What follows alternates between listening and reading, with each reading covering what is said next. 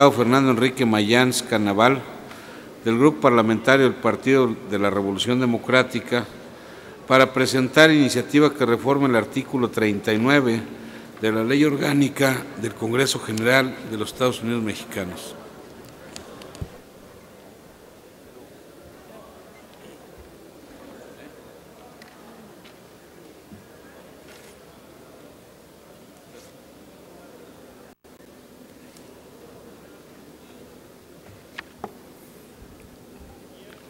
Con su permiso, señor presidente, compañeras y compañeros diputados, en sesión celebrada el 18 de marzo de 2004, durante la 59ª legislatura, fue creada la comisión especial encargada de coadyuvar y dar seguimiento a los programas y proyectos de desarrollo regional del sur-sureste de México, cuya función y objeto circunscribió de forma exclusiva la denominación, es decir, solo una comisión encargada de dar seguimiento a programas de desarrollo para esa región. De conformidad con lo resolutivo cuarto del Acuerdo de Constitución, la Comisión Especial ejerció la función que se le encomendó a partir de la fecha de su constitución y hasta el 30 de abril del 2006, por lo que en sesión del Pleno en la Cámara de Diputados celebrada el 5 de abril de 2006, se presentó una proposición con punto de acuerdo a través del cual se exhorta a la Junta de Coordinación Política para que dicha comisión especial tuviera vigencia hasta el término de la 59ª legislatura recién fenecida. En aquella ocasión se advirtió que la solicitud de ampliación del periodo de vigencia de la comisión especial respondía a la necesidad de dar continuidad a los compromisos y acciones de desarrollo regional que se han implementado entre dicha comisión y los gobiernos de los estados que componen la región sur-sureste del país, por lo que la Junta de Coordinación Política consideró viable extender el plazo previsto para desarrollar las tareas que le fueron encomendadas a la Comisión Especial multicitada, bajo el argumento de que resultaban pertinentes seguir avanzando en la construcción de políticas legislativas y de gobierno, sobre todo de carácter presupuestal, dirigidas a fomentar el crecimiento económico y el desarrollo social de una región del país caracterizada por sus altos índices de pobreza y de marginación. De esta manera, el Pleno de la Cámara aprobó el 20 de abril del 2006 el acuerdo de la Junta de Coordinación Política que en su numeral primero establece: se amplía el ámbito temporal de vigencia de la comisión especial encargada de coadyuvar y dar seguimiento a los programas y proyectos de desarrollo regional del sur-sureste de México hasta el 31 de agosto del año 2006.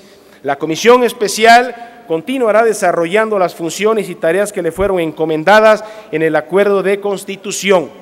Compañeras y compañeros diputados, una de las principales aspiraciones de todo Estado democrático es el de alcanzar y consolidar el desarrollo y bienestar social de sus ciudadanos.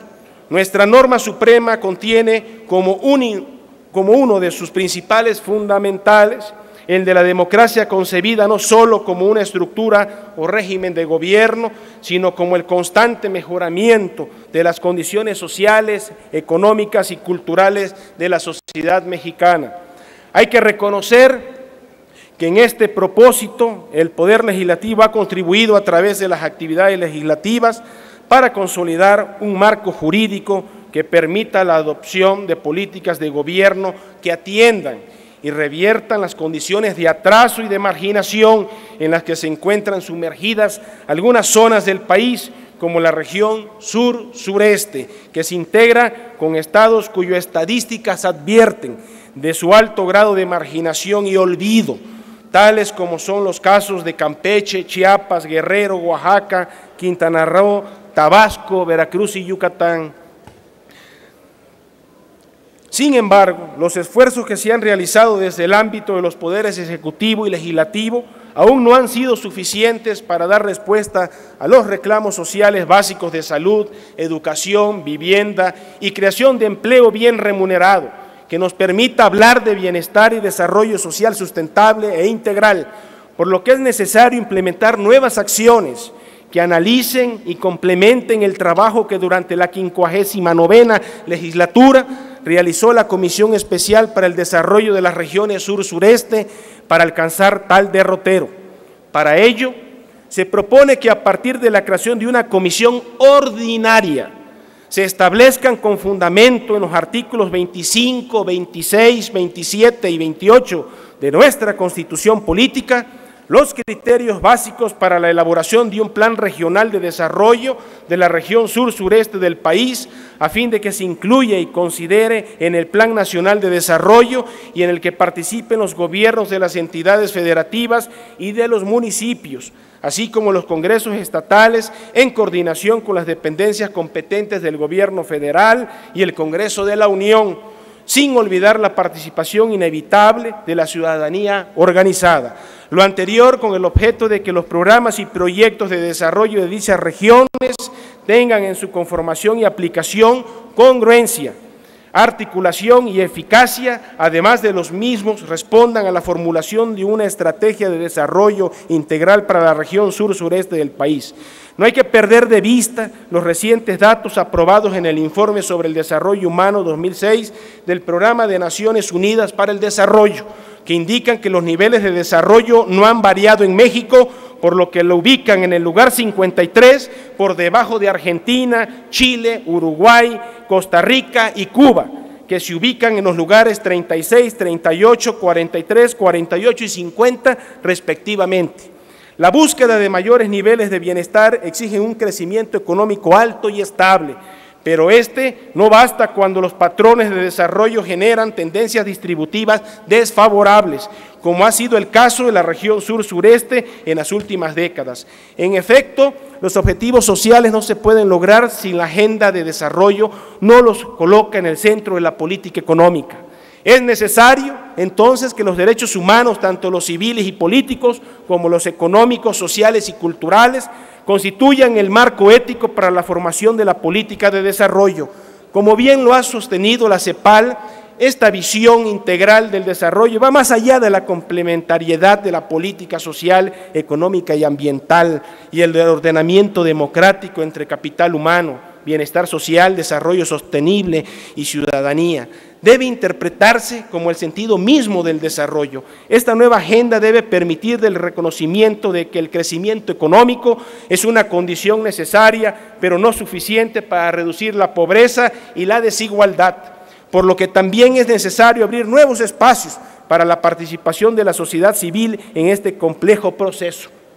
No le queda otro camino a esta Cámara del Poder Legislativo más que ser promotora del desarrollo económico y en particular de la formulación y aplicación de políticas públicas en el ámbito de su competencia para reducir la inequidad y disminuir la pobreza de la región sur-sureste de México.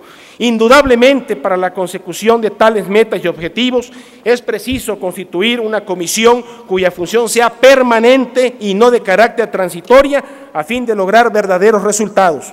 Con base en los anteriores antecedentes y consideraciones, existe razón para constituir una comisión ordinaria a partir de una reforma a la Ley Orgánica del Congreso General que proponemos se denomine, por la trascendencia de su función, Comisión para el Desarrollo Integral Sustentable de la región sur-sureste de México.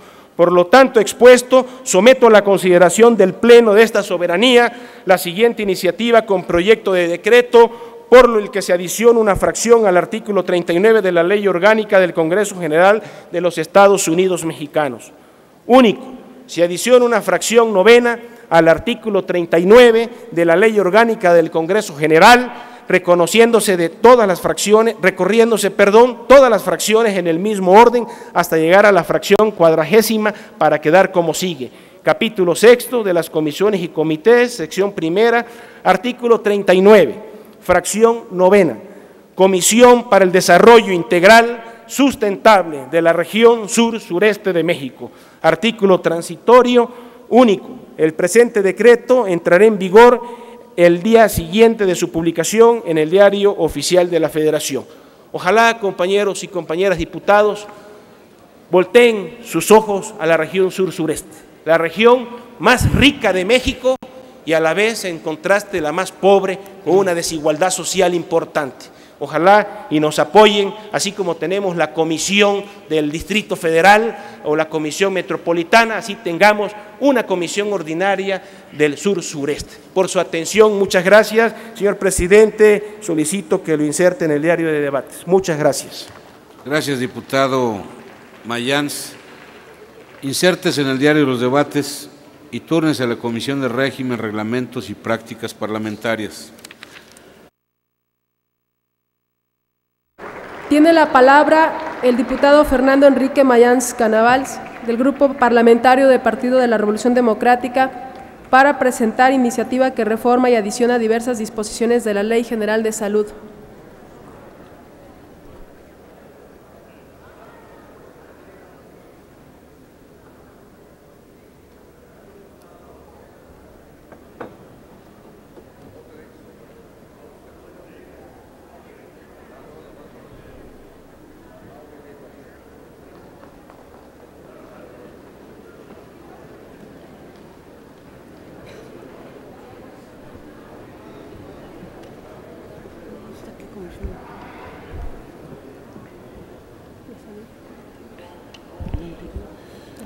Con su permiso, señora presidenta. Adelante, diputado.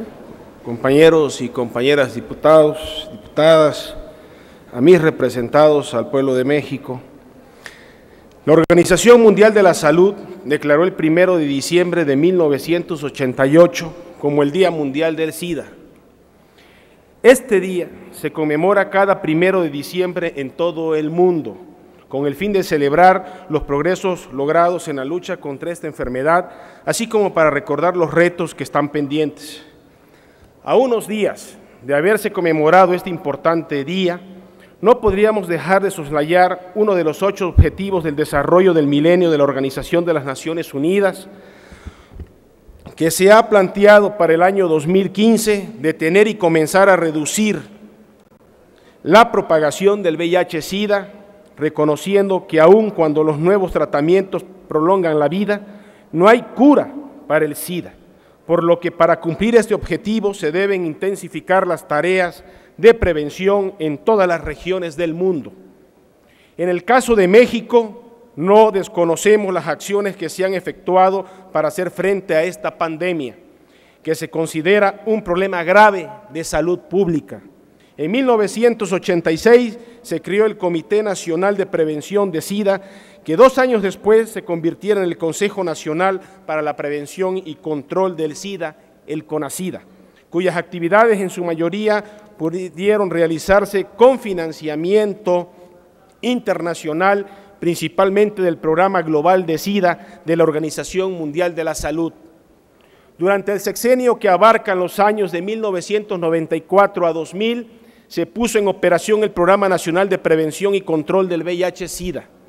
A partir del ejercicio presupuestal del año 2002, el CONASIDA se transforma en el Centro Nacional para la Prevención y Control de VIH-Sida, el CENSIDA, como un órgano desconcentrado de la Secretaría de Salud. Para la Administración Pública Federal, que terminó 2000-2006, se formuló el Programa de Acción para la Prevención y Control para el VIH-Sida e infecciones de transmisión sexual. Frente a estas acciones están las cifras que nos indican que hay que intensificar nuestros esfuerzos para detener la diseminación de esta gravísima enfermedad.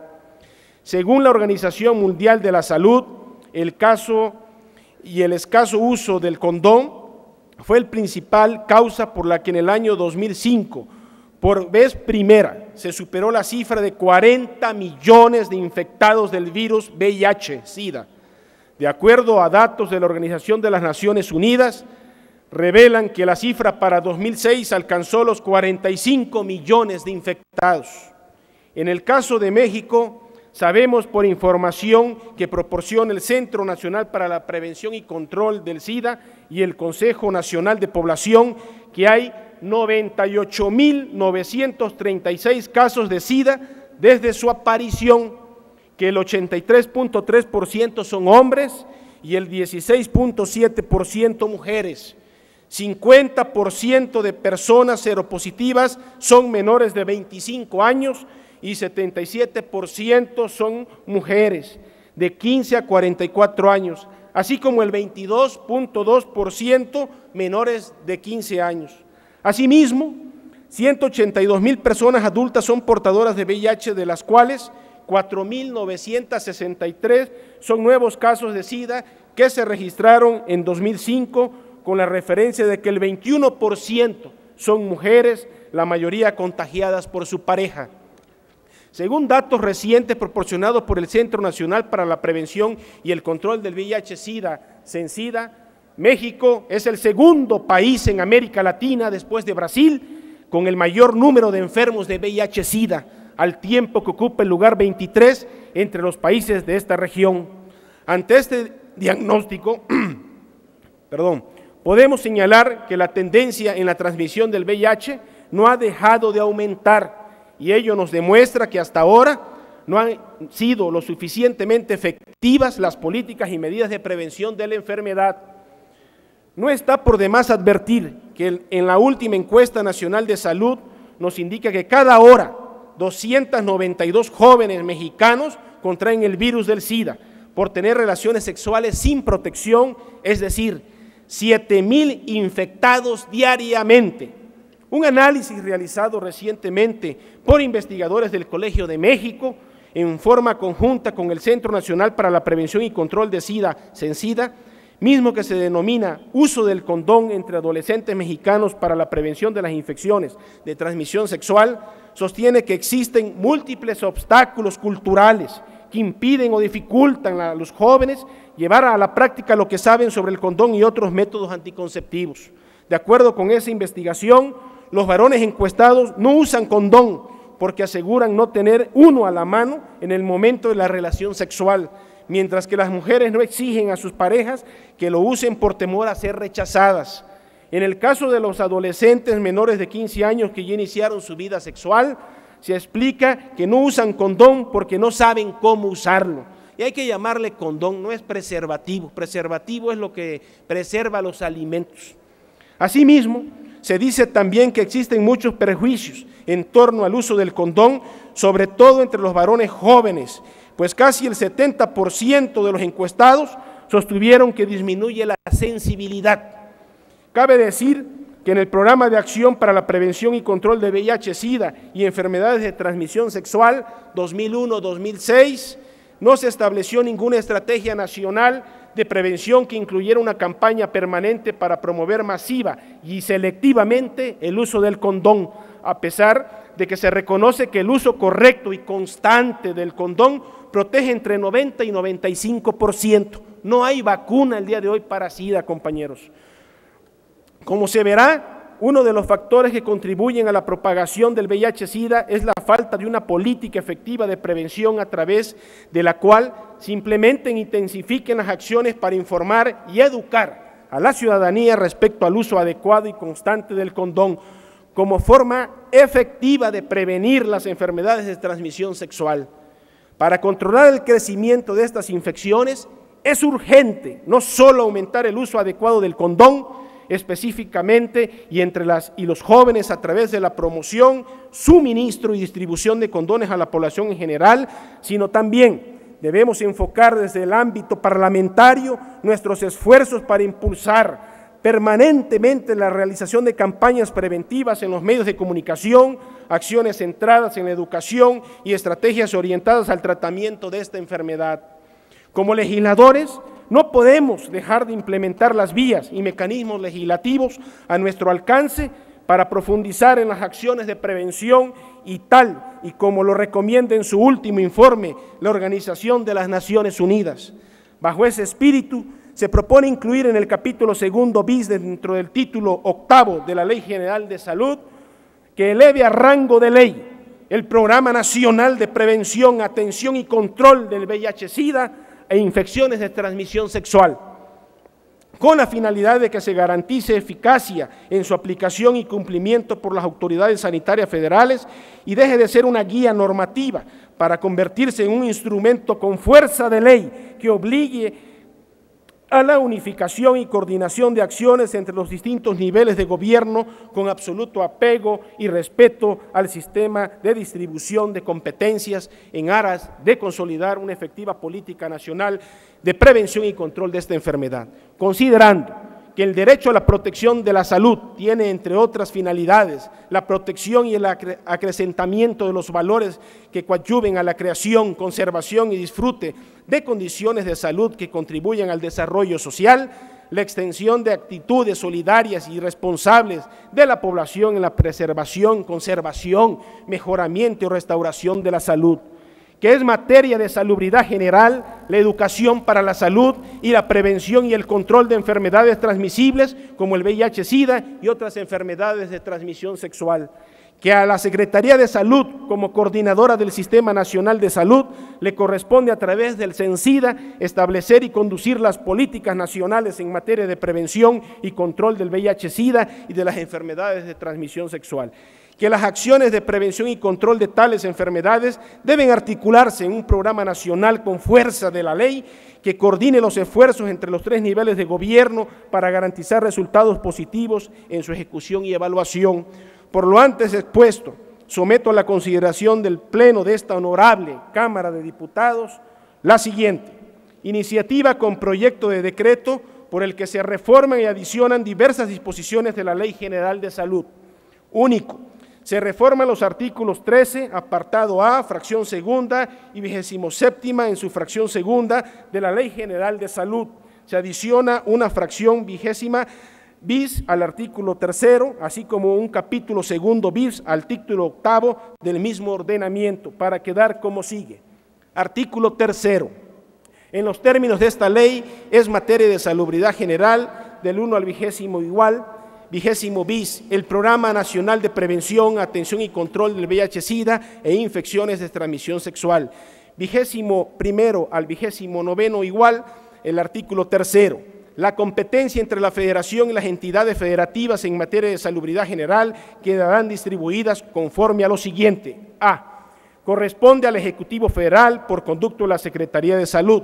Segundo, en las materias enumeradas en las fracciones primera, tercera, quinta, sexta, 20ª bis, 23ª, 24ª, 25ª, 26ª, 27ª, 28ª y 29ª del artículo 3º de esta ley, organizar y operar los servicios respectivos y vigilar su funcionamiento por sí o en coordinación con dependencias y entidades del sector salud.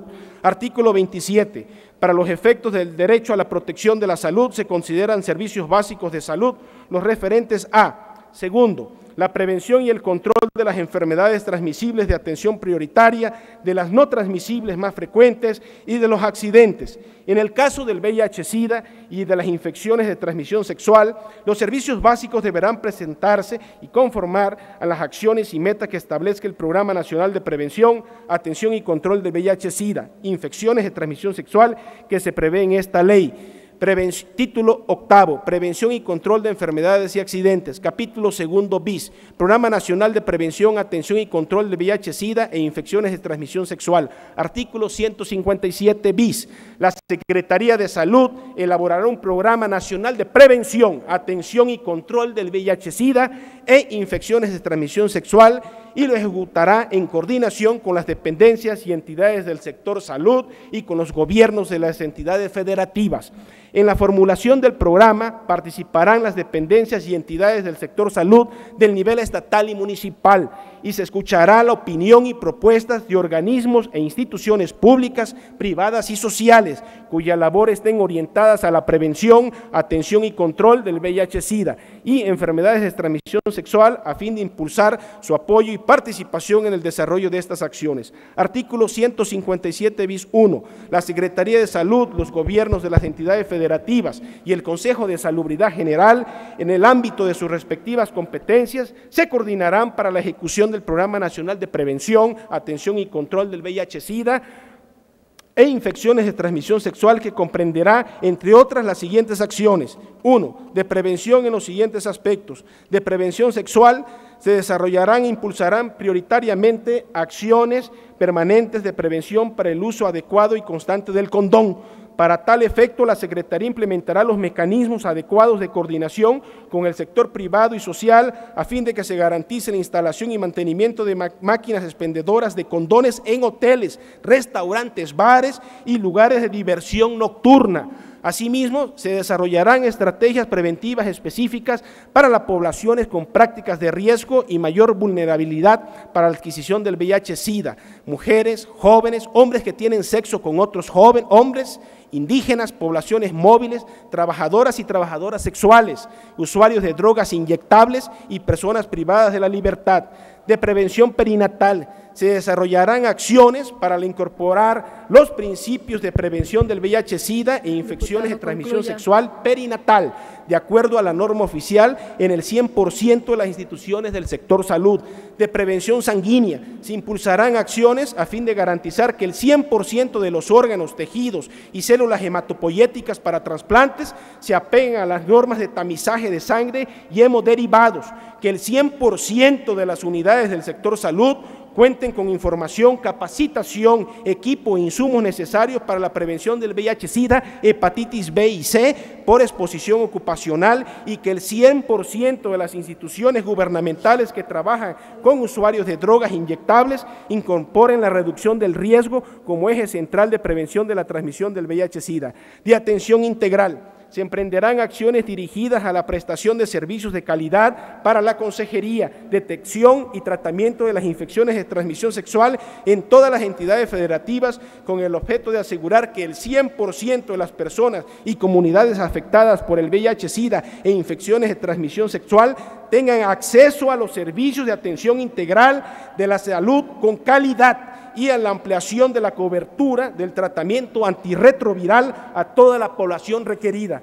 De control, se llevarán a cabo acciones a fin de que el 100% de las personas y comunidades afectadas por el VIH-Sida, concluyo, señora presidenta, se les ofrezca servicios de apoyo. Artículo 157 bis.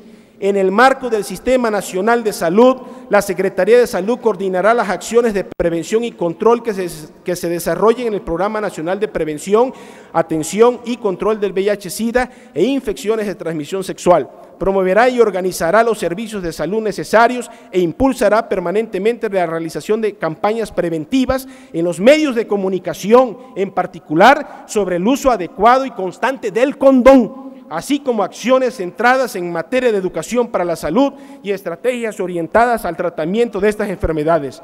Artículo transitorio único. El presente decreto entrará en vigor el día siguiente de su publicación en el Diario Oficial de la Federación, Salón de Sesiones de la H. Cámara de Diputados. Es cuanto, señora Presidenta. Muchas gracias, compañeros. Gracias, diputado.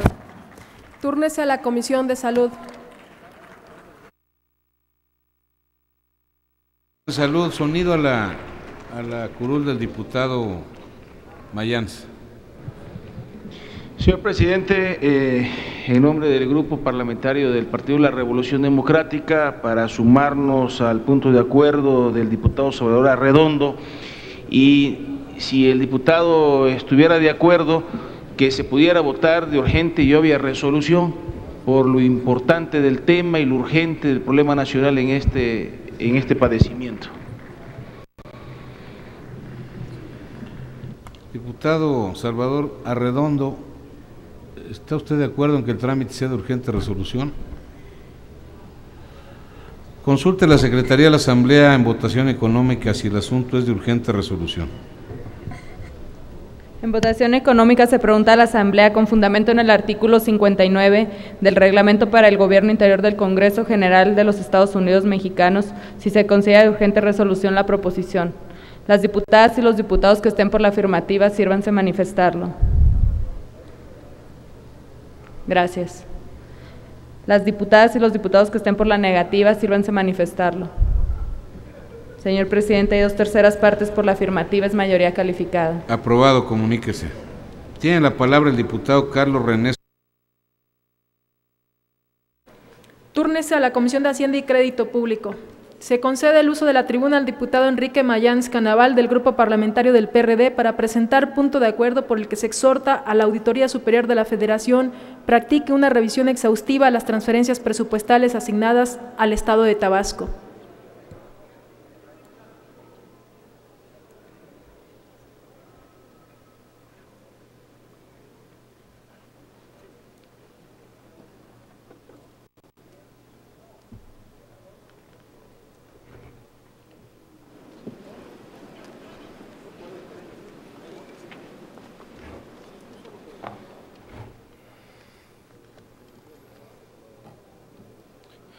Con el permiso, señora presidenta, compañeros Adelante, diputado.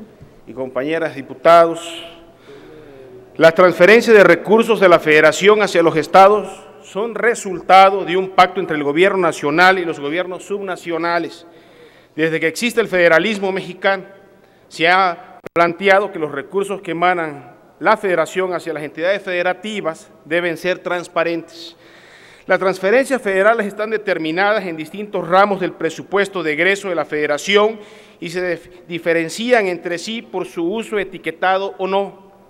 Los recursos etiquetados provienen de la Federación y se reconocen como las aportaciones federales o ramos 33, Programa de Apoyo al Fortalecimiento de Entidades Federativas, ramo 39, que en diciembre de 2006 pasó a ser Fondo de Apoyo al Fortalecimiento de Entidades Federativas, así como todas las transferencias que provienen de excedentes petroleros y los convenios federales.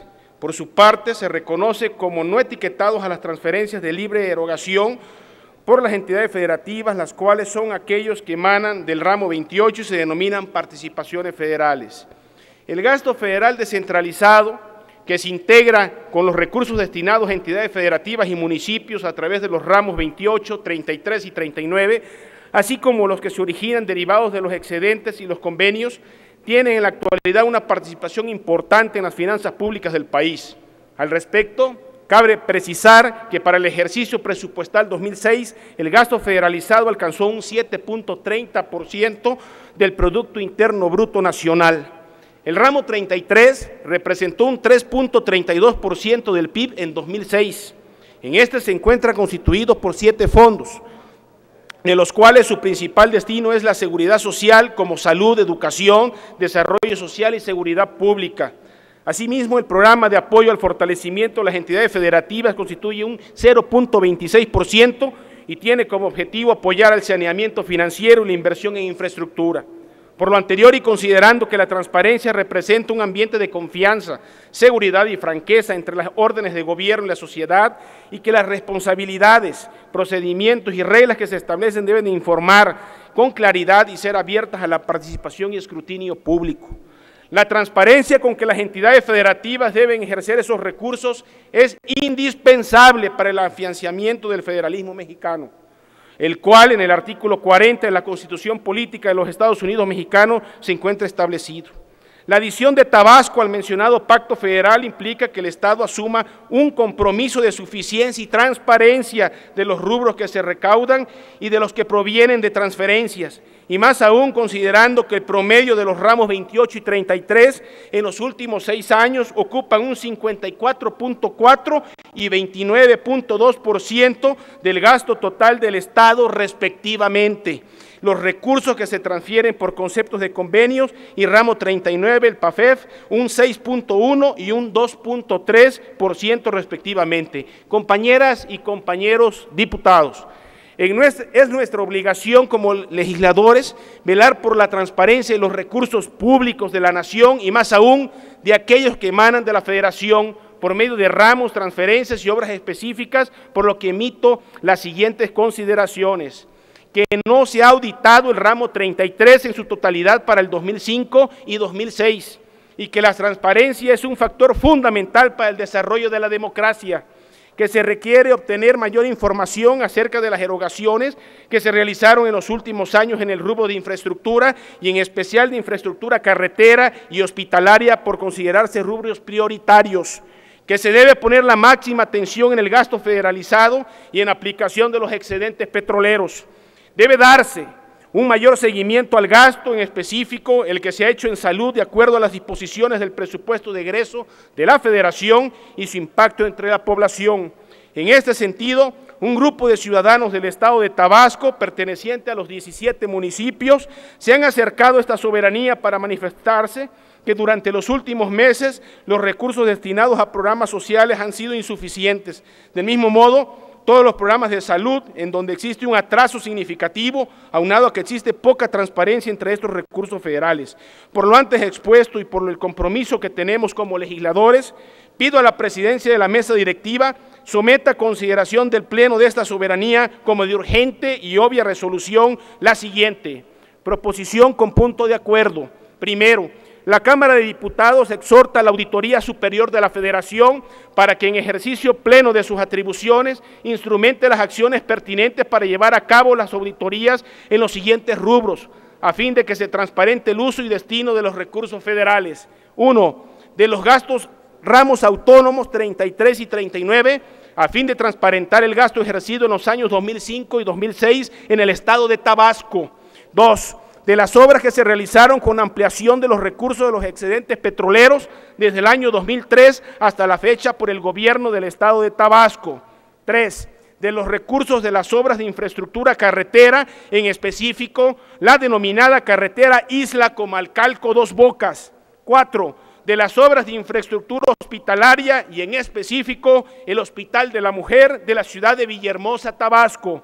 5. De las plantas potabilizadoras creadas con recursos federales. Segundo, asimismo se solicita a la Auditoría Superior de la Federación a que practique una revisión exhaustiva a las transferencias presupuestales citadas dentro del presupuesto de 2005 y 2006 y se determinen, en el caso, las responsabilidades correspondientes. Tercero, en el mismo tenor, se exhorta a la Secretaría de Hacienda y Crédito Público para que en coordinación con la Auditoría Superior de la Federación se instrumenten los acuerdos y medidas necesarios para efecto de transparentar las erogaciones antes mencionadas. Suscribe su servidor, Fernando Mayans Canaval, así como 5 diputados más, el diputado Muñoz del Partido Acción Nacional, el diputado Izquierdo del PRI de Tabasco, el diputado Elías Sánchez Cabrales del PRD Tabasco, Mónica Fernández Balboa, PRD Tabasco, y Roberto Mendoza Flores, PRD Tabasco. Es cuanto. Señora Presidenta, le solicito que la votación sea nominal. Señor diputado, le hago la observación de que usted había inscrito el punto y fundamentado para turno a comisión. Sin embargo, a petición de usted, vamos a hacer la consulta que solicitó. Le agradezco mucho su comprensión. Gracias. Muchas gracias, diputado. Consulte a la Secretaría de la Asamblea si se considera de urgente resolución el punto presentado por el diputado Enrique Mayans Canaval.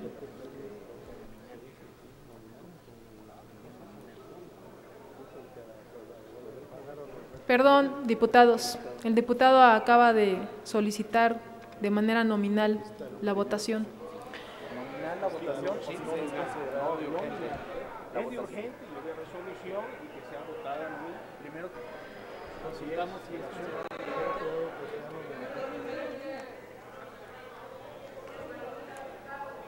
no, a través de la... Señor diputado, vamos a consultar de manera económica, toda vez que no estaba inscrito el punto de urgente resolución. Por favor. Con fundamento en el artículo 59 del Reglamento para el Gobierno Interior del Congreso General de los Estados Unidos Mexicanos, en votación económica se pregunta a la Asamblea si se considera de urgente resolución la proposición. Las diputadas y los diputados que estén por la afirmativa, sírvanse a manifestarlo. Gracias. Las diputadas y los diputados que estén por la negativa, sírvanse a manifestarlo. Diputada presidenta y 2/3 partes por la afirmativa, es mayoría calificada. Se considera de urgente resolución. ¿Hay algún diputado que quiera hacer uso de la palabra respecto al punto? Sí, diputado. Diputado Izquierdo, por favor. Si gusta pasar, diputado.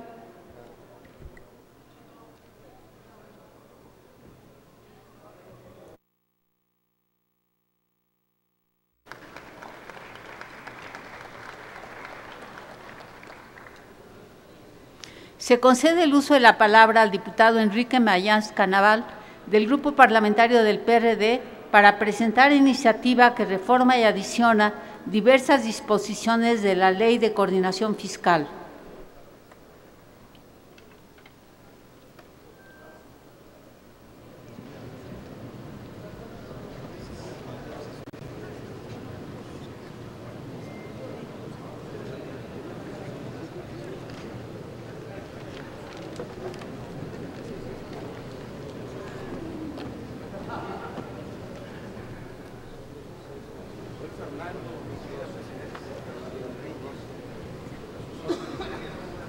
Perdón, el diputado Fernando Enrique Mayans Canaval. Gracias. Compañeras y compañeros diputados, con su permiso, señora presidenta, esta es una iniciativa con proyecto de decreto que reforma el artículo 2 y adiciona el artículo 3C de la Ley de Coordinación Fiscal. Y en exposición de motivos, quiero comentar que hoy en día el gobierno federal dedica solo una tercera parte de su presupuesto anual a los gobiernos subnacionales. Esto implica que el tamaño del pastel que se divide entre los órdenes de gobierno estatal y municipal por medio de participaciones varía dependiendo de factores como el precio del petróleo en el mercado internacional y el tamaño de la recaudación impositiva federal. Las participaciones que van hacia las entidades federativas se han incrementado en el periodo de 1998 a 2006 en un 4.1% promedio en términos reales.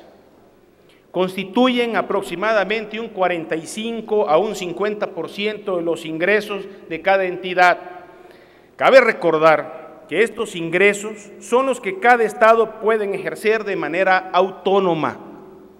Lo cierto es que más allá de los planes y programas públicos, los recursos que el gobierno central ha transferido a estados y municipios han ido en aumento. Sin embargo, pese a ello, prevalece la inequidad entre los estados del sureste mexicano, en donde se tienen índices de pobreza mucho más altos, así como índices de desarrollo más bajos, a diferencia del resto de los estados de la República.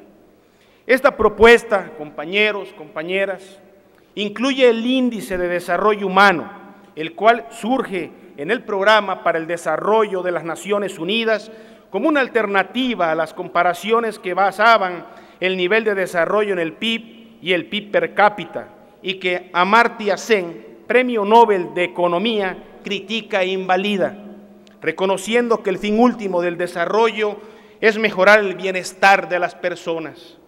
La preocupación por medir el desarrollo humano en México se hace plausible en el año de 2002, cuando se acuerda con el mencionado organismo internacional realizar un primer informe de desarrollo humano a nivel nacional y del cual se han derivado ya otros informes subsecuentes.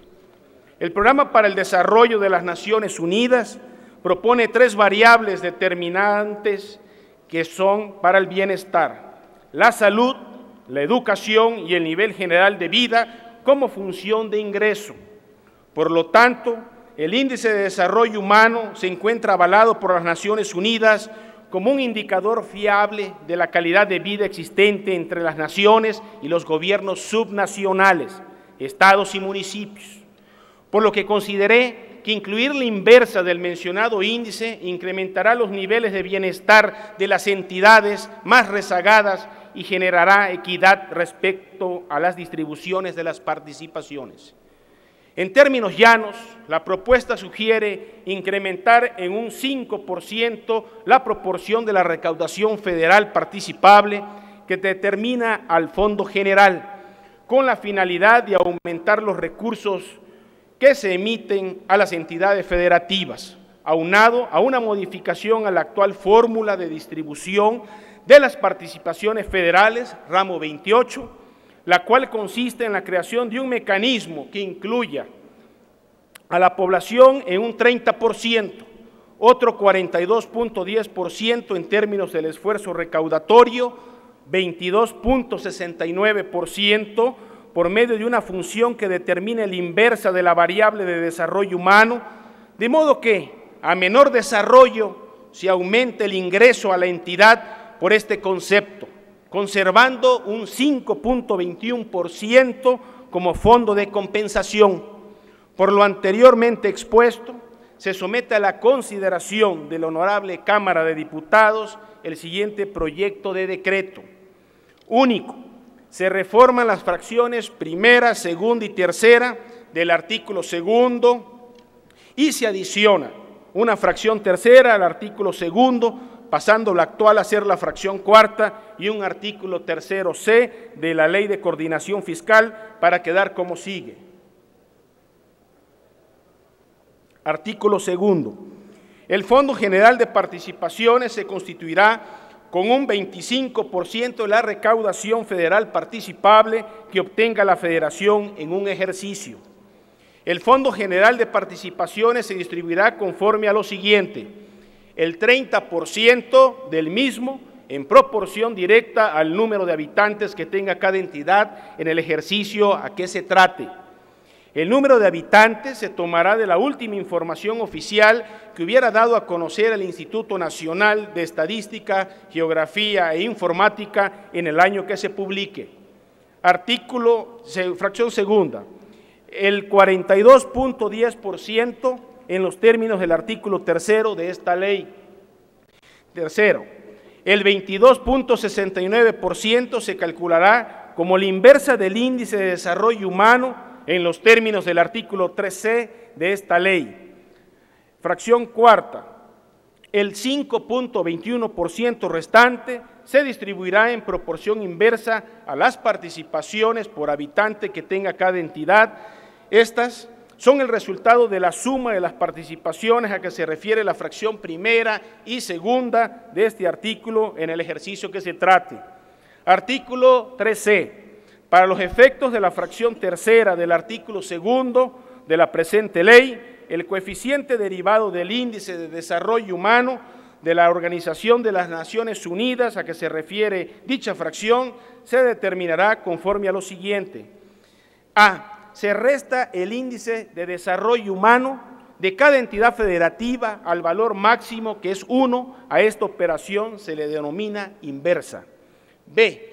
Se realiza la sumatoria al resultado que se obtenga del inciso A, donde I es igual a cada entidad federativa, y C, se divide la inversa individual de cada entidad entre el total de las inversas, que es el resultado del inciso B, con la cual obtenemos el coeficiente de la tercera parte del Fondo General de Participaciones.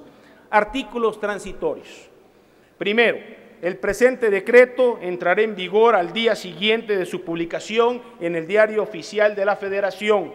Segundo, la Secretaría de Hacienda y Crédito Público tendrá a bien aplicar la mencionada modificación a partir del primer día del ejercicio fiscal 2008.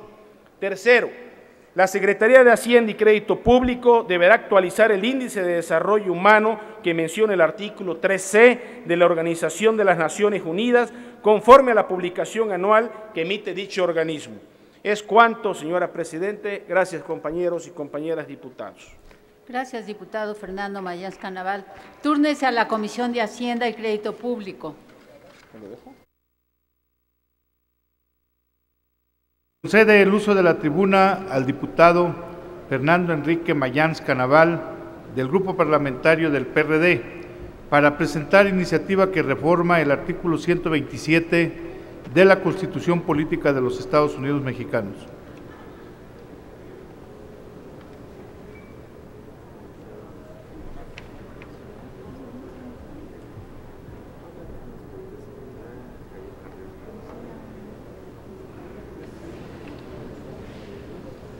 Buenas tardes.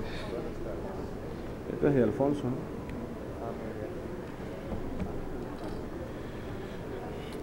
Con su permiso, señor presidente, compañeras y compañeros diputados, en la presentación del proyecto de presupuesto de egresos de la Federación para el ejercicio fiscal del presente año, se adujo que el gasto público es un instrumento fundamental para dar cumplimiento al programa de gobierno y que la propuesta presupuestaria remitida por el Ejecutivo Federal debía cumplir con objetivos muy concretos: dar prioridad a los programas para la superación de la pobreza y propiciar un mayor crecimiento de la economía y el empleo, privilegiar el gasto social, incrementar el gasto en educación y salud y la calidad de los servicios, favorecer el acceso a la vivienda para las familias de menores ingresos y contribuir a una mejor protección del medio ambiente y los recursos naturales.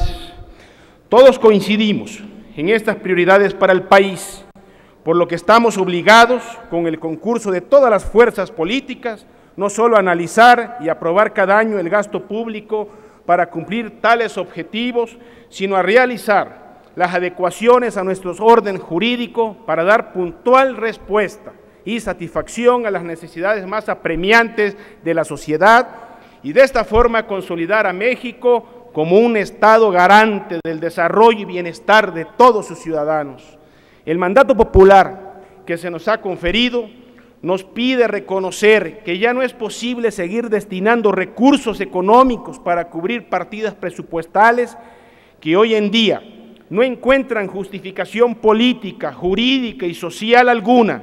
Por el contrario, ante el grave deterioro de las economías familiares por la pérdida del poder adquisitivo como consecuencia del incremento de precios de productos básicos, aunado al aumento del desempleo y la falta de oportunidades para millones de mujeres y hombres, esta erogación de recursos públicos discrepa y obstaculiza el avance de los procesos de recuperación y desarrollo económico y social que la República reclama de manera urgente emprender.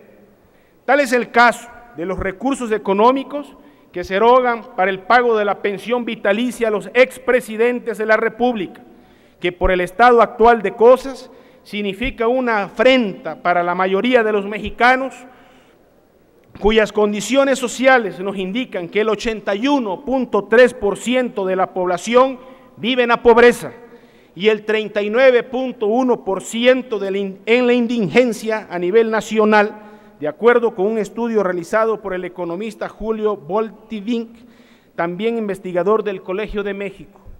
Cabe referir que este beneficio de la pensión vitalicia, con otros conjuntos de prerrogativas para los expresidentes, se encuentran previstas en 2 acuerdos presidenciales de fecha 25 de noviembre de 1976 y 31 de marzo de 1987.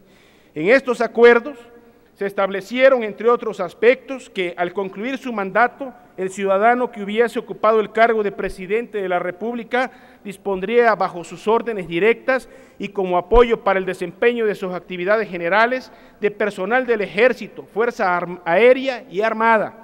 Dichos ciudadanos disfrutarían de una pensión y de prestaciones de seguridad social equivalentes a las que percibe en la actualidad un secretario de Estado. Además, que se garantizó el derecho del cónyuge para continuar disfrutando de la pensión presidencial en caso de fallecimiento del expresidente, así como de los seguros de vida y gastos médicos mayores, incluidos los hijos. También se incrementó la planta de personas a su servicio, destinando 25 servidores públicos civiles adscritos a la Presidencia de la República para atender los asuntos personales de cada expresidente. Estas disposiciones contenidas en tales acuerdos, más que prestaciones, representan privilegios cuya naturaleza no encuentran base constitucional ni legal, particularmente la relativa a la pensión presidencial, ya que la pensión en lato sensu se concibe como el derecho que tiene toda persona que se retira de la actividad laboral fundamentalmente por razones de edad y que deja de percibir una remuneración o ingresos económicos para recibir una renta de carácter vitalicia en sustitución de la remuneración o ingreso que percibía durante su actividad o vida laboral. A manera de ejemplo, basta señalar que un trabajador, para poder disfrutar una pensión o jubilación, debe reunir requisitos como el de haber laborado por un tiempo determinado, aproximadamente 30 años o más, además de haber realizado durante el mismo ciertas aportaciones, así como reunir otros requisitos legales, a diferencia de los expresidentes cuyas pensiones vitalicias se justifican tan solo bajo el argumento endeble de que en países como Francia, Estados Unidos, Alemania, Chile, Argentina y Canadá, entre otros, se acostumbra desde hace ya varios años la aplicación y otorgamiento de este tipo de beneficios económicos, toda vez que los ciudadanos que han ocupado el cargo de presidente o primer ministro gozan de una pensión vitalicia en reconocimiento a la labor que desempeñaron como jefes de gobierno o Estado. Tal fue el caso de la exposición de motivos del proyecto de presupuesto de egreso enviado a esta Cámara en el 2002 por el expresidente Vicente Fox, quien ahora ya goza de ese reconocimiento por haber ostentado durante 6 años el cargo de presidente de la República, con los resultados por todos conocidos. Haciendo un análisis de los recursos que se destinan para el pago de dicha pensión, puede establecerse que la percepción anual total de los expresidentes oscila entre los 29 y 53 millones de pesos, considerando los rangos mínimos y máximos que tienen todos y cada uno de los servidores públicos que se encuentren prestando servicios con cada una de los expresidentes. Con base en datos de estudios que se han realizado sobre este tema, se señala que con las pensiones vitalicias de un año que percibe cada uno de los expresidentes, se podrían pagar 17,000 salarios mínimos mensuales en solo un año, 4,814 salarios de policías en el DF y en el mismo periodo, así como la construcción de 1,444 viviendas populares. Con estas cifras, debemos preguntarnos cuál debe ser la posición y el camino a seguir de esta Cámara en el propósito de alcanzar una mejor distribución y aplicación de los recursos públicos en favor de las clases más desprotegidas. Por salud de la República, tenemos que reorientar el gasto público hacia la aplicación de programas sociales e inversiones útiles para la nación en materia de salud y educación, así como en medidas que hagan posible el incremento de los salarios mínimos o ¿por qué no modificar nuestra legislación para establecer o incrementar las pensiones a favor de los grupos más vulnerables, como las personas con discapacidad o capacidades diferentes o adultos mayores?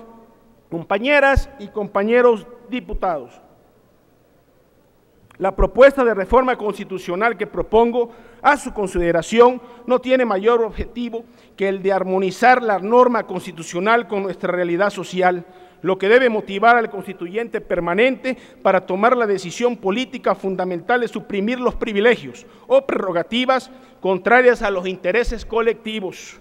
Este propósito se inspira en otras decisiones de igual naturaleza, como aquella que expresa que ninguna persona o corporación puede gozar más emolumentos que los que sean compensaciones de servicios públicos y estén fijados por la ley, así como en la máxima de Morelos, que sostiene, como la buena ley es superior a todo hombre, las que dicta nuestro Congreso deben ser tales que obliguen a constancia y patriotismo, moderen la opulencia y la indigencia, y tal suerte se aumente el jornal del pobre y que mejore sus costumbres, aleje la ignorancia, la rapiña y el hurto.